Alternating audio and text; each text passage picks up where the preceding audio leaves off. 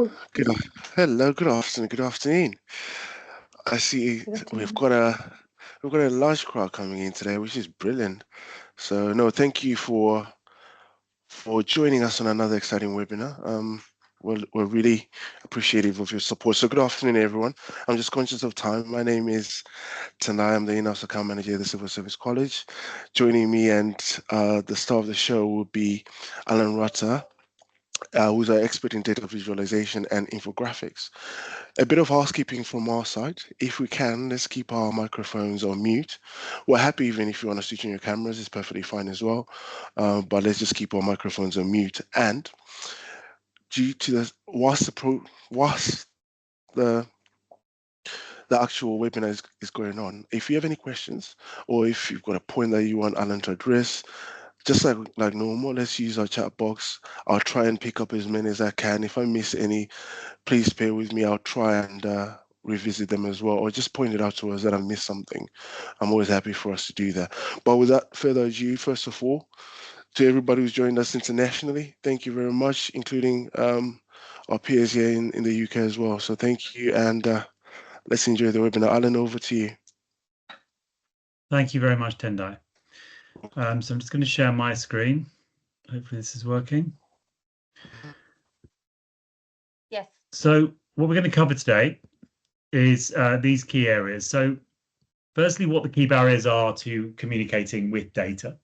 Secondly, how we can go about having some criteria for how we would select the right visuals given the thing that we're trying to communicate. Some effective and simple design techniques, bearing in mind we're probably not graphic designers and we're working within the constraints of the software that we're actually able to access. And I really do want to focus in on your own challenges with presenting data. So as Tendai alluded to there, this is an interactive session. So this is an opportunity to be able to ask questions and to be able to put forward your own kind of challenges that you might be having with presenting data to your colleagues, to your other stakeholders, to your boss, whoever it is you're presenting to. So with that in mind, I want to start with an open question, but I'll give you a bit of context first. The reason this I work in this area is that we know that when you're working in the civil service or you're working in the public sector, we're under a lot of pressure to show the data or the evidence that is underpinning our decisions or underpinning our recommendations. We need to be able to show some objective reasoning behind what we're doing. And we only really get value from the data that we're working with and the research that we might be doing if we can communicate that effectively. So a lot of the value gets lost when we've done some really solid data analysis. We've pulled together some really valid evidence for a decision, but we fail to communicate it effectively to whoever it is that we're trying to influence. So thinking about that and thinking about the context in which you share data, whether it's slide decks, reports, things like dashboards, what are the biggest challenges that you would say you face in this area? And as Tendai said, the chat is the place to go to share your examples here. So the things you might say here, they could have to do with the actual data you're working with. Maybe you're working with very complex data sets, a mix of quantitative, qualitative data. That could be a challenge. It could also be to do with the actual audiences that you're communicating with. So maybe you have challenging stakeholders, or maybe it's difficult to understand exactly how they would prefer the data to be presented to them. Or it could be things to do with design or software, the actual tools that you have to be able to do the job. But I'll give you a few moments to think about that. But what are the biggest challenges you think you face when you're trying to present data in a way that influences stakeholders and drives decision making? I can see some answers coming in. Thank you very much. So Charlotte, I'll pick up on yours straight away. So what level of detail do we need to provide when we've got quite complex subject matter? So this is definitely a challenge because we are often presenting to different groups of people. So what you would present to the person who sits next to you at work is in a very similar role to you, has very similar levels of data literacy to you. Maybe there's added layers of complexity that you can give to them. But when we come to present to people who are maybe seeing this for the first time, they're quite time poor, then there's a bigger challenge there. We have to distill this down into a way that they're going to understand it, but without introducing inaccuracies, without creating something that is losing the nuance of the actual data. And it's a challenge to think our way into people's heads fits in that way. We have to try and leap into their point of view and try and understand where they're coming from. Rupinder, you also raised different needs from customers. So yeah, that diversity of different audiences is a challenge because we're trying to tailor it as much as possible to what our audience needs.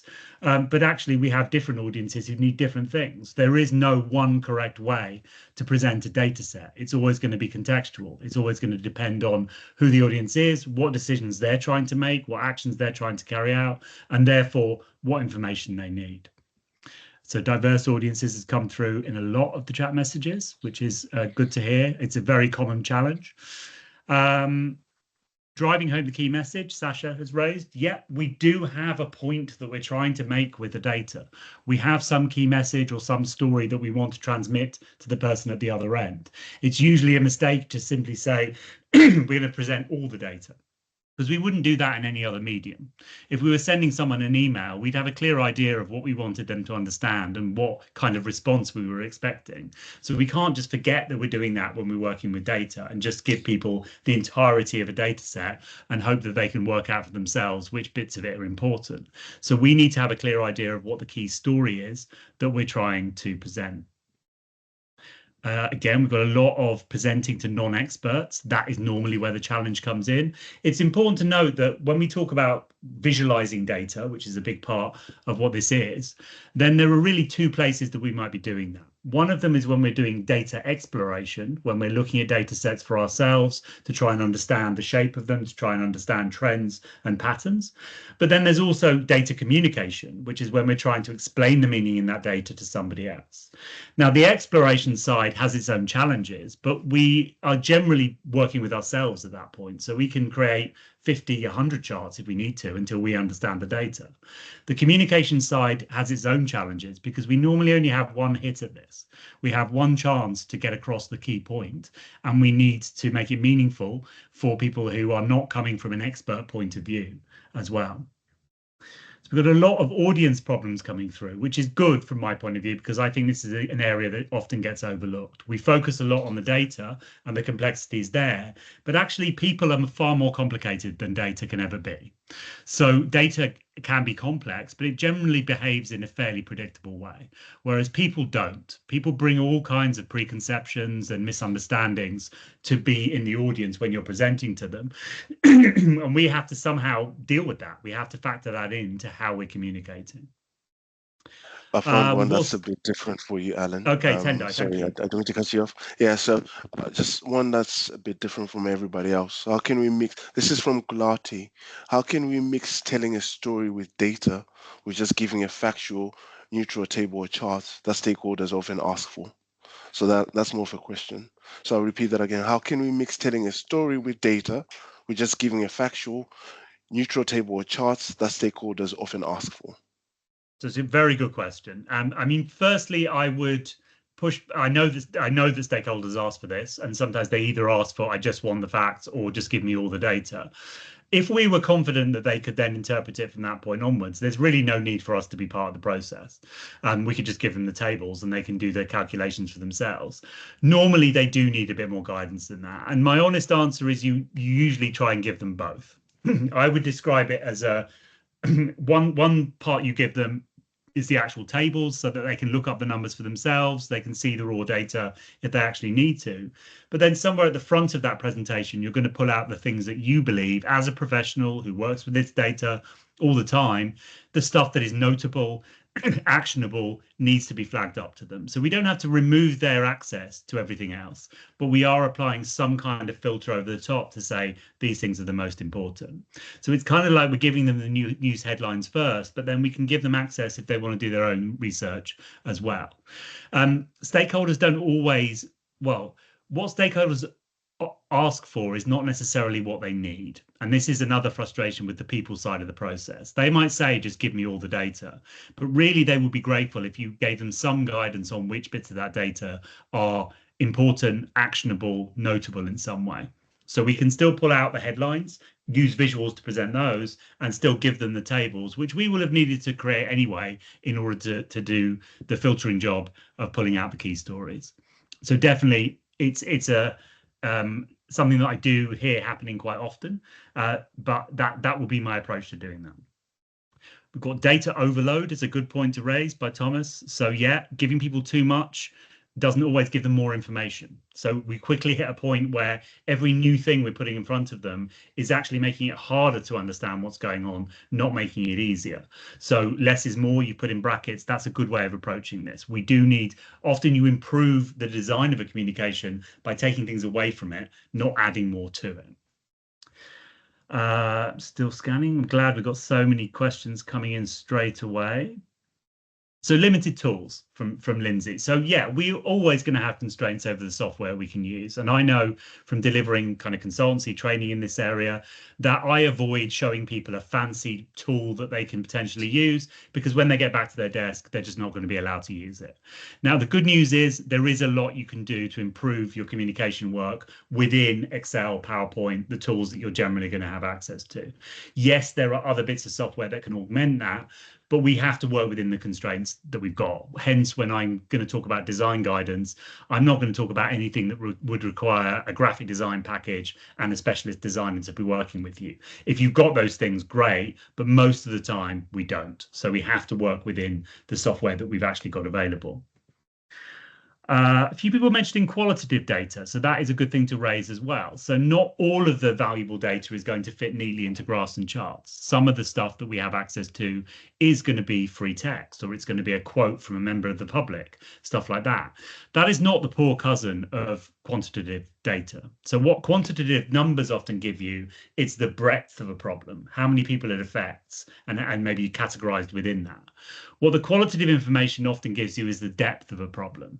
How does that affect one individual, and what does the problem look like for them? So if you were dealing with inbound like data that you're gathering from members of the public, then being able to get an idea of overall what are the key issues, but also what does that look like for one individual, we do want to be able to present those both. And normally the qualitative is a mix of things like case studies, but also including things like quotes alongside the actual measurable things as well. Definitely a good thing to raise.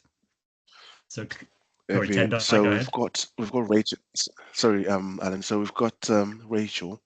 She said first draft is only the first draft. Maybe the basic info. Discussion with the policy team will determine how the data needs to be delivered. Data analysis is different to data visualization. Yeah, so absolutely, I would agree with that. So that, yeah, that's kind of what I meant with the data exploration, which is analysis, versus data communication.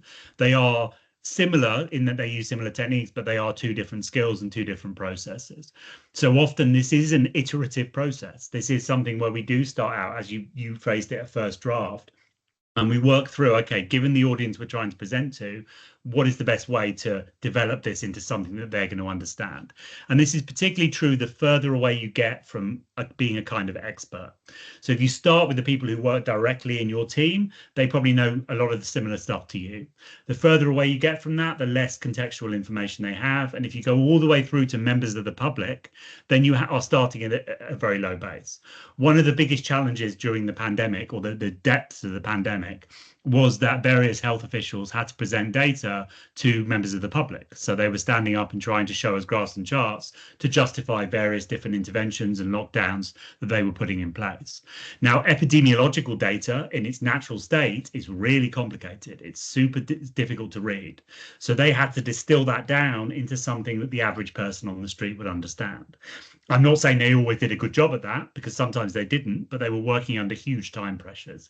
So ideally, we build in the time to do this, and we can collaborate with our colleagues on how to do this in the best possible way.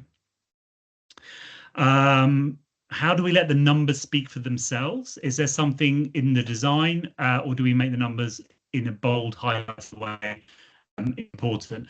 Well, I'm definitely going to talk about that. And there is some psychology and some science behind why we would do this and how we would do this as well. So I'm going to cover that before we get to the end of the session today.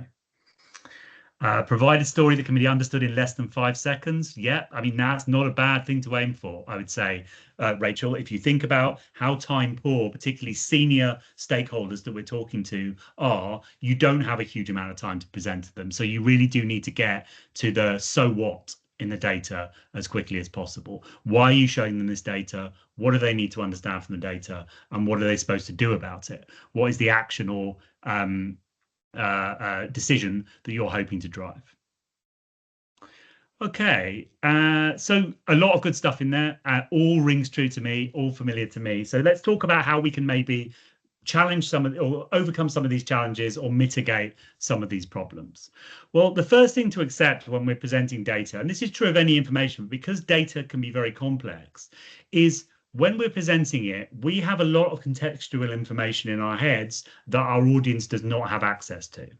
And we need to build that into how we're going to communicate with them. So this is sometimes called the curse of knowledge. It's a genuine psychological phenomenon whereby you cannot unknow what you know. So when you come to present some information to somebody else, you have the contextual information and they don't. And this is a pretty good visual illustration of what I'm talking about. This is an illustration from the New Yorker magazine in the 1970s. So we've got a policeman here who's giving directions to a civilian. But the policeman has been walking his beat for however many years. He knows exactly the layout of those streets. He knows exactly what he's got in. He's got a mental map of the entire neighborhood. So he's giving the instructions in good faith. But the civilian there is getting very confused very quickly. They've never walked those streets before. So they don't, once you've got past the second left and the third right, they're getting pretty lost and it's all merging into just a jumble of spaghetti in their heads. So we need to recognize that this problem exists and start to build our communication to overcome that leap in terms of the curse of knowledge. So there's a starting point that I normally recommend for whatever type of data you're presenting. You can do this for a single slide. You can do this for a bigger report. But in my experience, there are three things you always need to be able to define really before you start doing any design work at all. Before you start building charts, before you jump into a piece of software and start fleshing out your slide deck. You should be able to define the audience, the story, and the action. It's a very simple framework. It's basically stripped down communications theory. But just because it's a simple framework does not necessarily mean it's easy to do. What this is designed to do is throw up problems as early as possible in the process so that you can fine tune these things and then you have a mini brief to work to when you're actually designing your communications. So we start with the audience because we can see that's where a lot of the problems are coming from. Understanding their level of comprehension, understanding how data literate they are, understanding what part of the data they're going to be interested in. So we probably want a set of bullet points to think about what factors about our audience do we need to bear in mind when we're building this communication. You could also, under audience, include things like preconceptions. Do they already think something about this data that isn't necessarily true, but they believe it to be true before we even start? So that might be a problem. We need to face that head on and say, do you know what? You think that this is the case?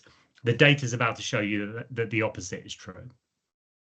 Also, under audience, you might want to think about how are they receiving this information and how long are they going to spend with it? So the 5-second rule that was in the chat, that's not a bad rule to have. But is it going to be a slide deck that you're going to present? In which case you've got a big advantage. You can talk to people at the same time. You can answer questions. You can talk people through a diagram. You can point things out. But at the same time, you're probably not going to have very long to actually present that. You might be 5 minutes as part of a bigger meeting. Or is it going to be a printed report or a PDF report, in which case maybe they go through it line by line, but actually you're not going to be there to answer questions or talk to them about it. They're going to read it in isolation from you. Or if we're talking about public facing information, is this going to be an image on social media? In which case you have half a second to grab people's attention. And if you don't, it's gone past in their feed and they're never going to look at it again. So understanding as much as possible who we're presenting to and what we know about them, how they're receiving the information. And then the story. You should be able to pull out what is the key message or the bottom line. Why are you showing this data to people? What should they be taking away from this data? If you don't know this, the person at the other end of the communication has very little chance of working it out for themselves. Now, if you have a lot of data, you're probably going to have lots of different stories, like lots of different insights you need to present, and that's fine. But just think in terms of presenting one story at a time, at least in the first instance. Separate slides, separate charts in a report. Trying to tell 10 stories in one place will normally, mean that no one of them comes to the surface. You just overload people, and information overload was something that was mentioned in the chat as well. Understanding the story helps in a couple of ways. Firstly, it helps you think about, instead of we're thinking, oh, how do I fit all these numbers in this spreadsheet onto one chart? You're now thinking, what's the best visual way to tell this story? And that may well lead you to a completely different solution to what you're trying to do. But also, understanding the story will help you understand, what do we need to include to tell this story, and what can we leave out entirely? Now, leaving it out entirely doesn't mean hiding it. So as I said earlier with the question about what happens if people want to see all the data, but you also want to show them a key part of it. Well, we'll give people access to the tables or the spreadsheet if they really want to check a number for themselves. So we can leave some of the data there, but not everything from the spreadsheet needs to make it onto the actual communication, because it might not be relevant to the story. So this is a way of focusing your mind. What are we actually trying to say? And the third thing is the action. If you're talking to that audience and you tell them that story, what are you expecting them to do next? Is it something quite clear and defined, like click here, download this, that kind of action? Often if you're communicating upwards, you can't tell people what to do. So maybe it's a bit more like, here's a set of options. We've identified a problem. Here's a set of options for potential solutions. Or it might be, here's a problem and we don't have a solution to suggest to you, but we're going to say this problem's big enough that you as the audience need to go away and come up with an action plan for how you're going to solve this. There should be something that people can do with the data you're presenting. My question always, if people say I can't really define what the action is do you need to present this data at all? Because nobody's walking around asking to be shown more data randomly, not even me. So unless there is something you can tie to it, an action or a decision, why do we need to show this to people? Why do we need to take up their time and put it under their noses? So as I said, simple framework does not make it simple to actually do. It's designed to throw up problems at the start of the process so that you don't get halfway through designing something, you've got 10 slides designed and then you realize you're missing one of these elements. You're not sure about one of these things. So then if we think about this and we think about, okay, now we've got a clear idea who we're talking to, what we're trying to say, what we want them to do. Now we're moving into, let's create something visual. Let's turn our data into some kind of visualization. Then we're into the world of usually graphs and charts, and also to an extent infographics. So let's ask the next open question. What are either good or bad charts for presenting data? And this can be your personal opinion. Do you have a type of chart that you hate? Do you have a particular type of chart that you love using because it works really well and that it really seems to resonate with people? What are your feelings on different types of charts for presenting data? It's a bit pie chart. That's from Yeah, so pie charts are splitting the room already. So we've got I favor pie charts, literally bad pie charts, 3D charts. pie charts. Yeah, people have strong feelings on pie charts. Depends on the message you're trying to get across. Teresa, absolutely, I would agree with that. Like, we need to choose the right tool for the job. Karen, I've never been able to understand a waterfall chart. Yeah. So there is a certain amount of familiarity that needs to happen with graphs and charts, and that's based again on your audience.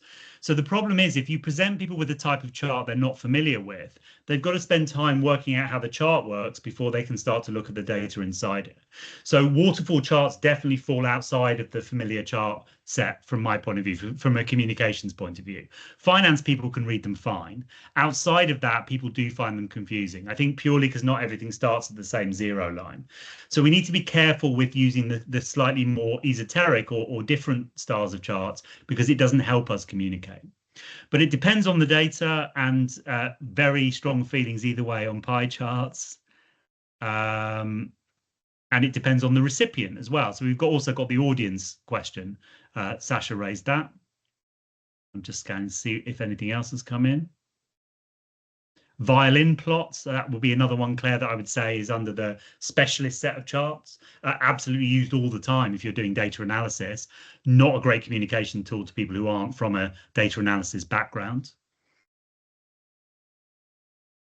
Okay. Sankey charts, yeah, that's a bit of a curveball as well. I do like them sometimes when I see them, but if you're seeing names of charts in here that you've never heard of before, don't worry. You could look them up if you want to, but some of these are at the clever end of the spectrum rather than at the simple. Needs to be easily understandable for your audience as well. And a couple of people have mentioned RAG statuses. I don't have the specific thing on red, amber, green ratings in my slides, but yeah, they're an area where we need to be careful, again, thinking about our audiences. Red, amber, green is pretty baked into most organizations as a way of showing good, bad, and somewhere in the middle. Unfortunately, red and green are the absolute worst colors to distinguish for people who are colorblind, and that is about 8% of the male population, slightly less for female. So there's a decent number of people who probably can't actually read RAG statuses, and they might not even tell you they can't read it. They might just not understand your visualization. So there are some, when it comes to use of colors, there are some things that we need to bear in mind, and it's more broadly about accessibility. So dumbbell charts, I'm a big fan of dumbbell charts, and I'll talk about why. Max? Okay, so I think, it wasn't as straight a question as I phrased it. There is no like good or bad chart, but there are good charts for certain situations. And it depends both on the data we're trying to present, but also crucially, what types of charts are our audience going to understand? And some of that is a bit subjective. If you're presenting upwards to your boss, then they might have preferences for how they prefer data to be presented. We need to factor that in, but we can't personalize everything to everyone. So we also need some fairly broad kind of rules that we can follow as to why certain charts will be better than others. So there's nothing wrong with pie charts, for instance, although they do evoke quite strong feelings from people. What the problem is that pie charts and also donut charts, which are basically the same thing, they do get used very badly in a lot of situations. So there's a couple of things that go wrong with pie charts. The most obvious one is way too many slices of the pie. So if you see a pie chart with 16 different slices, it's really going to struggle to communicate anything. It becomes too tiny to make the comparisons. The other thing they don't do very well, though, is if you have very similar sizes of sections of the pie as well. So it maybe looks a bit like a Trivial Pursuits piece. That's when it becomes very difficult to get meaning from pie charts as well. So here's an example of some typically, these are donut charts in this case, but it's the same idea. Presented 4 different donut charts, but it's very difficult to get any meaning from any of these. If these numbers are changing, because they might not be, then they're changing so slowly in such a nuanced way that it's very difficult to get any meaning from this. And so this is where, rather than trying to view these as dumbbell charts, as pie charts or donut charts, we might need to flip these into a different type of chart instead. Because if I take exactly the same numbers as I used to create these, but instead of using these shapes, I use much more simple column type shapes, then actually we're comparing the same categories and the numbers are pretty close together, but we can see the differences much more clearly in this format. So if you just trace the green ones across, they change very, very slowly, but you can see that they're gently rising and falling. Same with the kind of purple or maroon ones, same with the blue ones. So there are some types of charts that are much better at showing slight variations or clearly showing differences than other types of charts. And fortunately, this is an area that has been extensively studied. So whenever I'm in doubt about, what techniques to apply, I'll fall back on, right, has anyone in academia actually looked at this, tested it, and got some data to back up why we should make certain choices? So this tends to be called graphical perception. The research on this goes back to the late 1980s, William Cleveland and Robert McGill, but they've since their research has been built upon and it's been retested multiple times and rings true. And what they did is they came up with this spectrum or scale of different types of visual component and how easy it was to see change between them using that kind of visual component. So down the bottom, this goes in order. So the top left are the easiest, down the bottom are the hardest. So things along the bottom are things like color saturation and shading. So if you've ever displayed data as a heat map, where maybe higher numbers are a dark color, lower numbers are a lighter color. If those numbers are very far apart, if you're going very big numbers to very small numbers, then it's possible to read those quite easily because it's a very dark color next to a very light color. But if those numbers get closer together, if you're talking about more nuanced data, then suddenly you just have this hazy mash of color and it's very difficult to get any meaning from it at all. So it's not that we should never use the bottom end of this spectrum. It just means that where the numbers are close together or the data is more nuanced, it's going to be much harder for people to read. Along the middle, you've got things like curvature, volume, and area. Area is what you might use in a bubble chart, if you've ever seen bubble charts used to present data. Again, bubble charts are fine if you're talking about very big things next to very small things. But if you're talking about things that are only slightly different size from each other, then it almost looks like an optical illusion where you're trying to judge the relative areas of different circles, and it's actually pretty hard to read. Now, pie charts sit within this middle row because on a pie chart or a donut chart, you're asking people to judge a combination of angle and area. And if the differences are big in the data, that's perfectly doable. But if they're not that big, then that's quite hard to do by eye. So in any situation where you're dealing with slight variations in numbers, not a lot of jumping up and down in the data, then pie charts are probably going to be a bad idea. This also means they tend to be a bad idea for dashboard type visualizations where you don't know what the data is going to be ahead of time because you choose your chart and then you're flowing new data into it on a regular basis. That might mean that you end up with something that either has lots of tiny slices or has lots of equal size slices, and either way it's not going to be readable. And then along the top, most readable types of graphics are things like direction, which is line charts, things like length, which is column charts, bar charts, and also adding axes or scales. So position non-aligned scale means having axes on two separate charts. So you've got two different data points on two separate charts, but there's an axis for each one. Position common scale is putting multiple data points on the same axis. So that's always going to make the data easier to read. One of the overlooked things with pie charts is that there is no scale or axis on a pie chart. You have to do everything by eye, which again is another level of difficulty for people who are trying to read it. Now, length and direction doesn't only mean that you're stuck using bar charts and line charts, because there are other types of charts which might feel a bit more different and new, but actually tap into the idea of length or direction. So slope charts is one example where you have two vertical lines to represent measuring points, and then you have a slope that shows this is where this data point was last time, this is where it is this time, and the line in between naturally shows you whether it's gone up, stayed level, or gone down.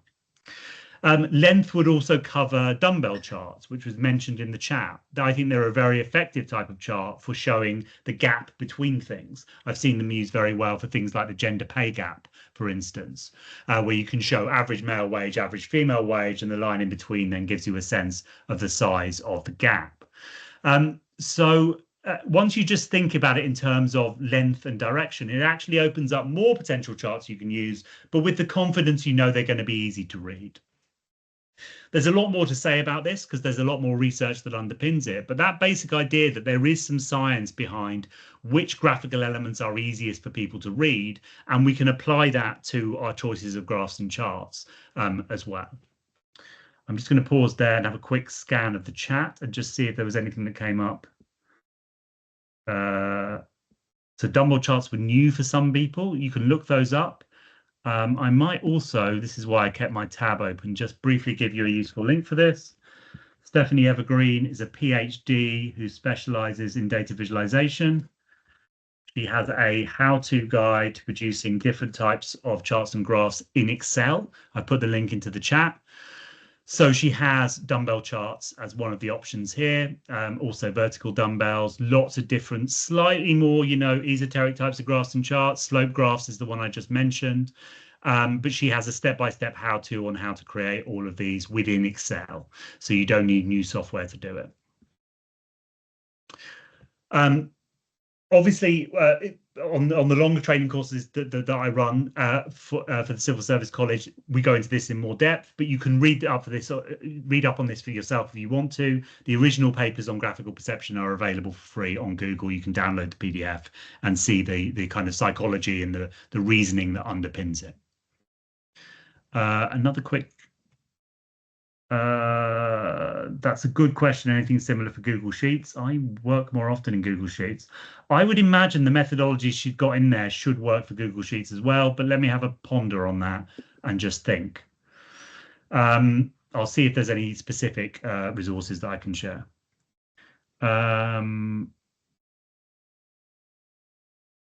DataViz catalog, to Angela who shared that. Yes, I would recommend the DataViz catalog. It's very, very good, created by an information designer, completely free to use.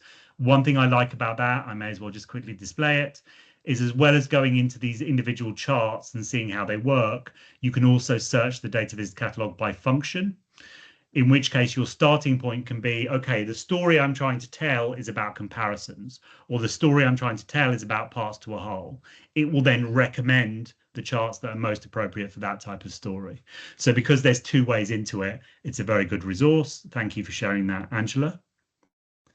And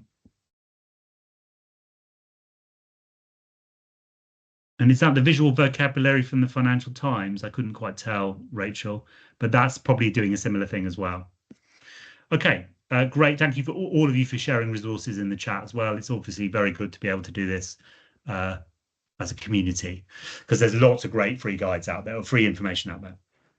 Okay, so that's how we're going to then, beyond our audience story action approach, then start to think about how we might choose the right visuals to display. And for those of you who said, I prefer to see things in a table, or my audience prefers to see things in a table, you can always provide the table as well. I tend to prefer to provide both, because there will be people who would love to have that visual filter on the data so they can see the key points, even if they then go into the table and start reading that as well. Bear in mind, if you're very used to just reading spreadsheets and you don't like looking at visuals, that's probably because you are a more data literate person. The majority of finance people, if you're ever presenting to finance people, they will ignore your chart and they will go straight to the spreadsheet because they're hardwired to read spreadsheets. Now, most people aren't. So most audiences are not that good at reading a spreadsheet and instantly seeing, okay, that number's too high, that number's too low. So your accountant can probably do it, your CFO can definitely do it, but that doesn't mean every other audience can do it as well. The visuals are there for the people who are less data literate. Okay, and then another question, what kind of challenges do you face from a design point of view? So as well as we've got to the point where we've thought about the audience story action, we've created some charts that we think are appropriate for our audience and meet the needs of graphical perception. But we also want this to look as good as possible. We know that we're probably working within tools that aren't designed to be design tools, graphic design tools, like PowerPoint or Excel. So what are the kind of design challenges you face? And these might, again, be based on feedback that you've got from people you presented to. It could be just challenges or problems that you've faced personally. Corporate colours, Caroline. Yeah, colours has come straight up. Yeah. Yes. So corporate colours specifically, you put Carolyn, and yes, so this comes up quite a lot. So I would always push back on having to use your corporate colours on every single graph and chart. I've got no problem about the borders of slides, the title pages of slides. There are good reasons why that stuff has to be on brand. But bear in mind, your organizational or corporate colors were generated to say something about your organization. They might mean something different if you change the context and you put them on a chart. So as a solid example of this, a few years ago, I was doing some work with the analyst teams at Lego, who make the small toy blocks. And they were using their brand red on some of their graphs and charts. Now, as an outside pair of eyes, I was like, this looks like everything's going wrong at Lego. You've got all these red lines, all these red bars. I know why you've used that color, but it doesn't make sense in the context you're using it in. So that's why you want to be able to push back against it. And you don't need to have an exhaustive list of colors. You just need to have maybe enough that you can create variation in the data. I will also quickly try and pull up a guide on colors if I can in the time I've got available. So colors definitely, I mean, use them simply, watch out for the obvious ones like red, amber, green, and I would just push back and just say on the actual charts, we need more flexibility to use different colors. Including too many words, yeah, this is a constant struggle. So particularly if you're talking about narrative there to explain what's happening. The only solution I can come up with for that sometimes is we kill ourselves to try and have not too many slides in our presentation. It's better to err on the side of having simpler slides that you can present more quickly. So rather than trying to cram all the writing onto a single slide, start to spread the information out, and it would make it easier to fit things on each slide as well. And I think that's come through from a few different people. Formatting, yeah. So NHS colours has been mentioned. So I've done lots of work with different bits of the NHS. I've seen a lot of blue charts. The problem with using blue for charts is not quite as bad as using red, but actually blue is a very calming, reassuring colour. That's why the NHS uses it. Blue is the sky, blue is the sea, blue is the chilled out end of the temperature spectrum. The blue is there to say you're in a safe space. This incidentally is why a lot of technology companies use blue in their logo, but also in the software you engage with. People find technology overwhelming, so the blue is there to say you're in a safe space. Microsoft, Facebook, LinkedIn, Tumblr, the Flickr, there are many others that use blue. So hence, if you use blue on a chart, it kind of says there's nothing to see here, there's nothing to worry about here, because it's reassuring. Now, you might not want to say that. You might want to say, oh no, this is really bad. This is something you need to look at. So again, if you're being forced to use NHS colours on the actual charts, I would maybe try and push back against that. And you can put them in touch with me if you need to explain why. I don't always win this fight, but I do always have it, because I do think you need flexibility to use colours to add meaning, not just be forced to use them so they're all on brand. Yeah, was that a question, or was that just someone who unmuted by accident? I think somebody unmuted by accident, Alan. Can we please try and keep our microphones muted, guys? Thank you. Thank you. Okay, an interesting one from Charlotte. So significantly different scales. So when you've got one thing that is counted in hundreds and another thing that's counted in thousands. So yeah, that's a bit more of a, I guess it does come under design, but it also comes under chart choice and a bit under the data as well. So this comes up fairly often, and there's only really a couple of ways to tackle it. One is, can you turn everything into percentages or some kind of consistent number that you can compare like with like that way? Sometimes that's possible. It isn't always, but that is the simplest way to make things more comparable. The problem with doing that is if you're dealing with hundreds versus thousands, it means that 1% swing in one area is going to be represented by one thing changing, whereas it's going to take 10 things changing or more if on the other scale.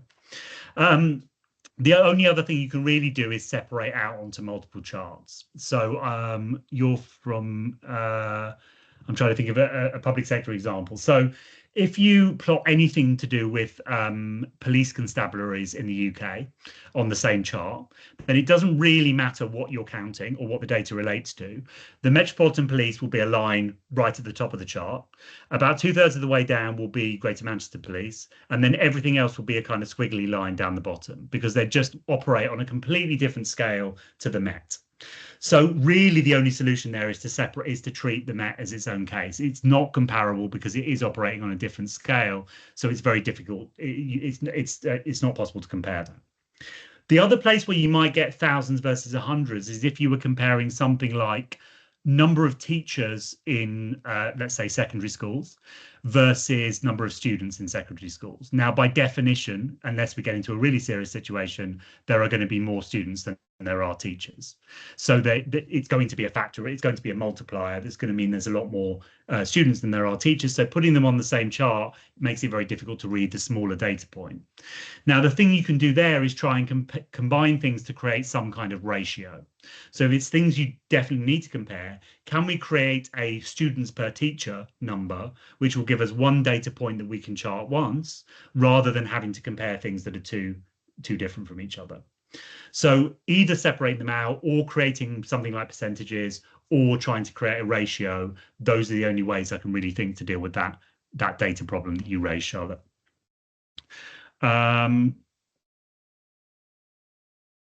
I'm just scanning the chat again. Too many colors going on, so this is a consistent problem. Yeah.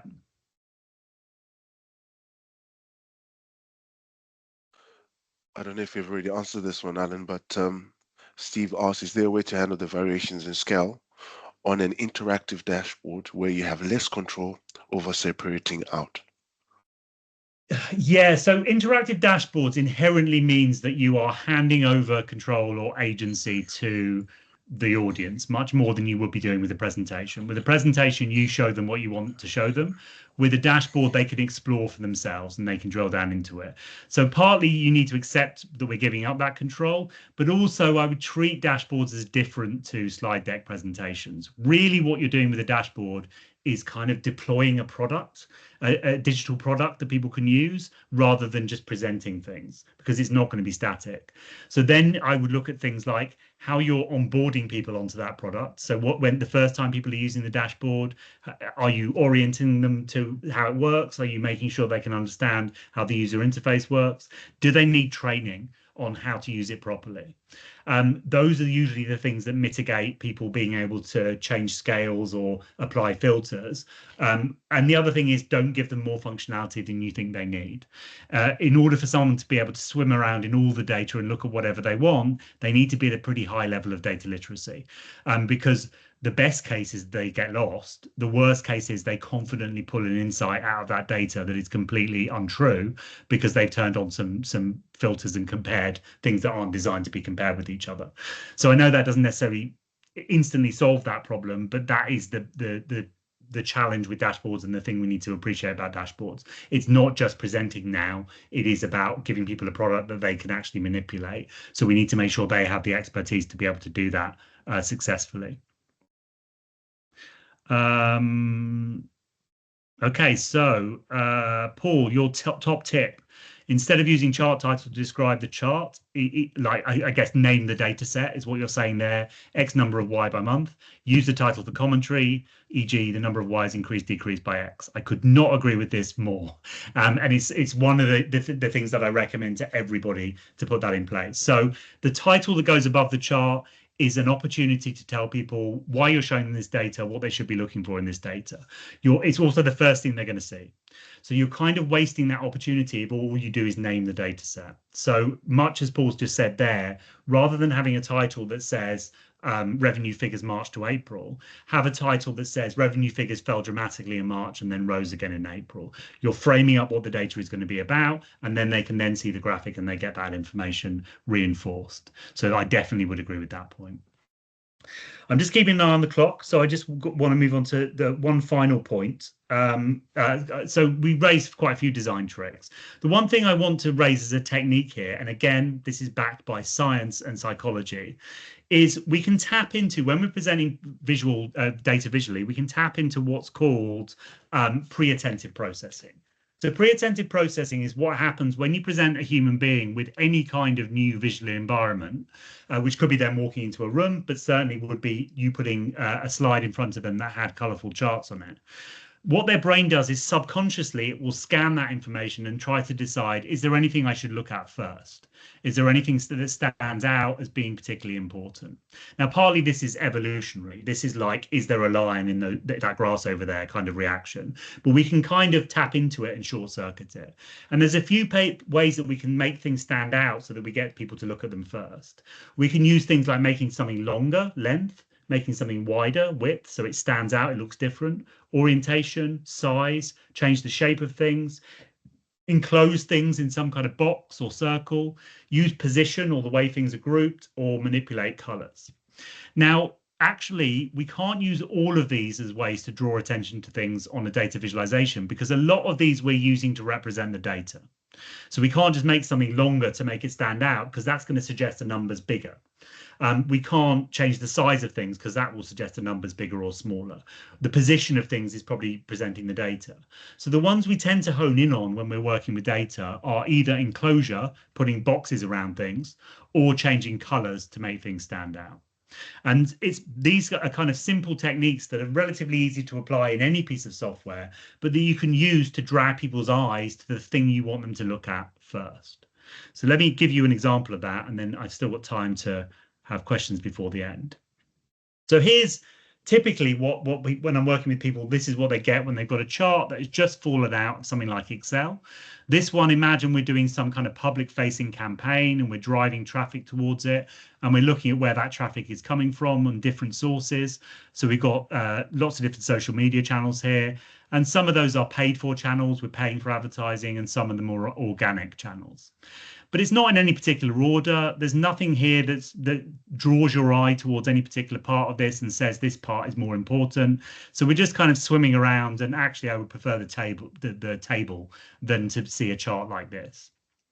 So firstly, we might want to put that in some kind of logical order. Secondly, we're definitely going to pick up the tip that came from Paul, which is to give it a meaningful title. Then I'm going to do some adjusting of the colors to make it clear there are parts of this that I want you to look at first.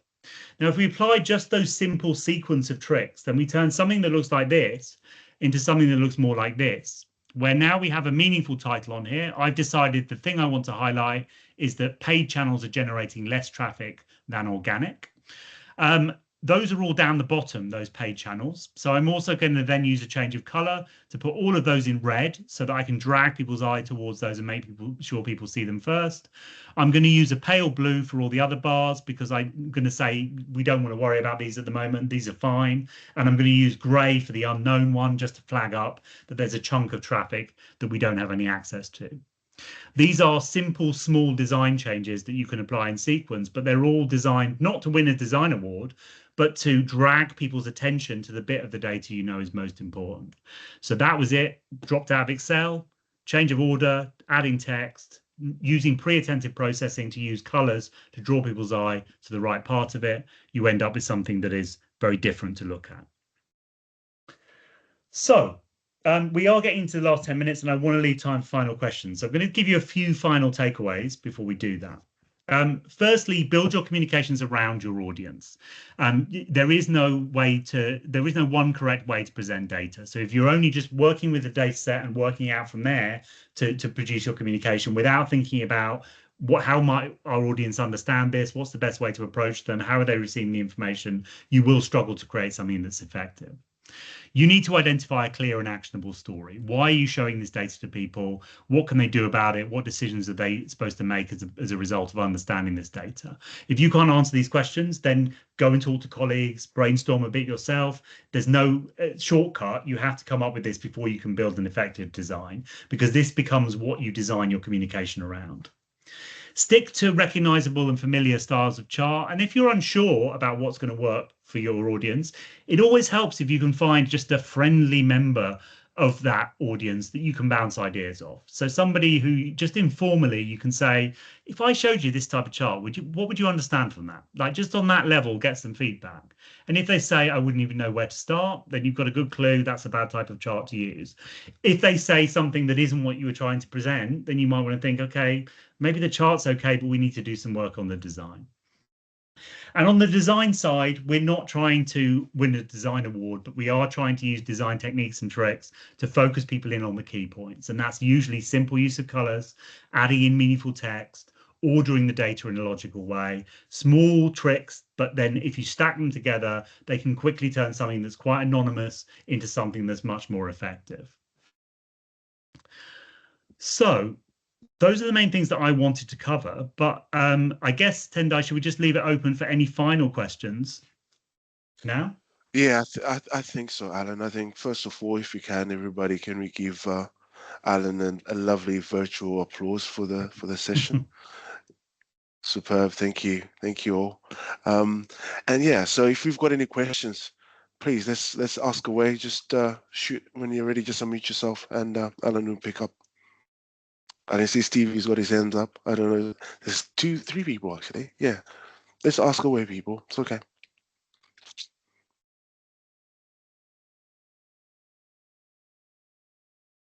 Yeah, I'm not seeing all the cameras, Tendai, but Deborah, you had your hand up. Do you want to unmute and just ask a question and maybe kick us off? Sorry, I did that by accident. I meant to give you a clap. It's perfectly fine. I mean, anybody who's got a question, just unmute. Alan is here to answer some questions for the next few minutes. I'm just keeping an eye So on there's the a chat. question here. There's a question here from Mohammed. Alan, what's the best way to show correlations? Generally, it's going to be a scatter chart, but possibly with a line over the top for communications point of view. That's how I would generally show it. It might depend on the data, but that would be my initial answer for that. Free infographic sites. That's a good question. I would definitely not overlook Canva. Let me just put that in the chat. general use design tool, but can also handle infographics. Another one is called Infogram, which specializes in infographics. So you can Google those and check those both out.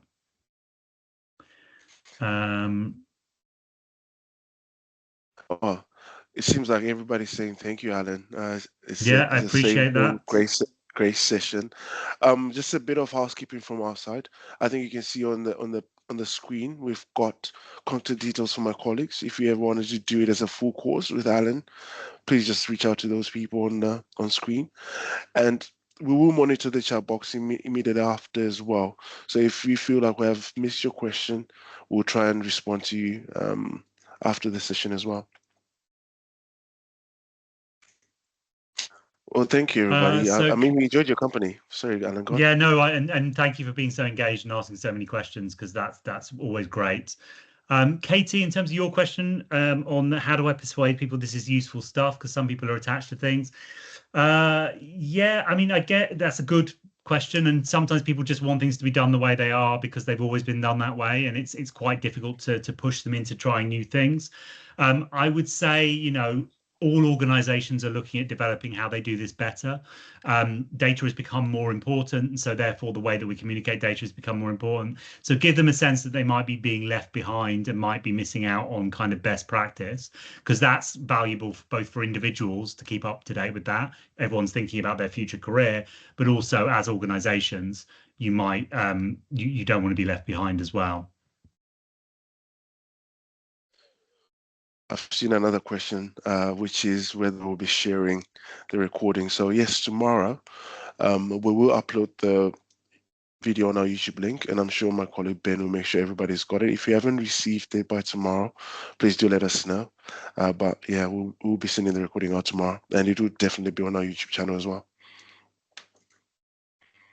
If you want some inspiration, then check out Teresa in the chat's uploaded the information is beautiful link. That's very much at the artistic end of what can be done with presenting data. You wouldn't want to try and do a lot of that in PowerPoint, but it is lovely stuff. And I have the posh coffee table book version of that because it is very inspiring to look at.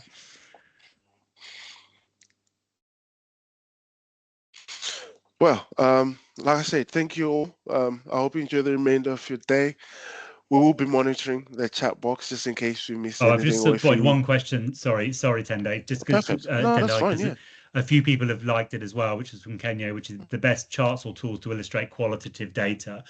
So if you mean genuinely non-numerical data, then word clouds, things like that can be used for representing that. But generally, I would be looking down the lines of, can you introduce things like case studies or just quotes from people alongside your charts and graphs? Incorporating both of those is normally visually the best way to do it.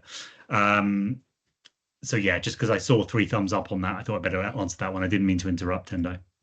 No, listen, it's perfectly fine. There's another one from Rosie. Can you recommend any tips for good dashboard designs or good practice? Good dashboard designs or good practice. So there is a book called The Big Book of Dashboards. If you wanted to get, and that does guide through lots of different use cases. I mean, it's a thing that I do a lot of work on, but I haven't found like an online resource. The Big Book of Dashboards does have some online resources, but it's very Tableau based, and most of you probably aren't using Tableau. You're probably using Power BI or similar. Dashboard design does move into the world of user experience design, which is more how you would design websites and user interface and so on. So looking up resources that relate to that in terms of testing with users, understanding user intent, that's probably what I would recommend going for. Question on colors, I was going to try and answer, wasn't I? So yes, please.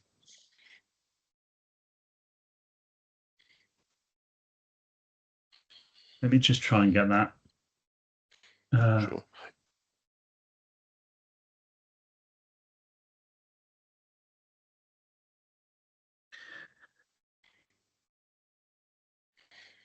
Okay, so this is from government analysis function. Some of you may be familiar with from civil service in the UK, but it's free to access for anyone else. It's not my resource.